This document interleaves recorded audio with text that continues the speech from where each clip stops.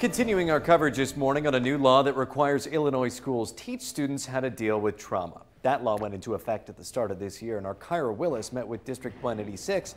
She brings us more this morning on how they're working to inform students and families about this change.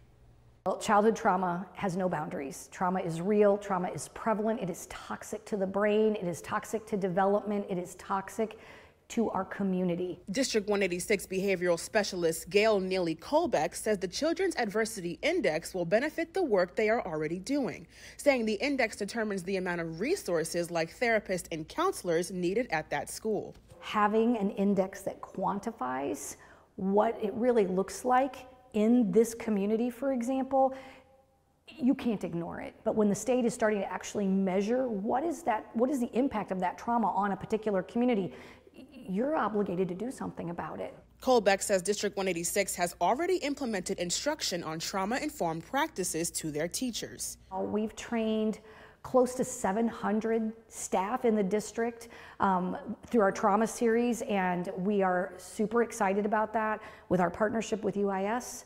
We're also doing some what we call problem-based learning. Colbeck says schools serve as a critical system of support for children who have experienced trauma, and a child's reaction to a traumatic event can interfere with their learning or behavior at school, saying trauma programs are important not only for students but for parents as well. When we have schools that are trauma-informed, trauma-aware, responsive, and healing-centered, we have the ability to interrupt and mitigate that trauma and perhaps change the trajectory of a child's life.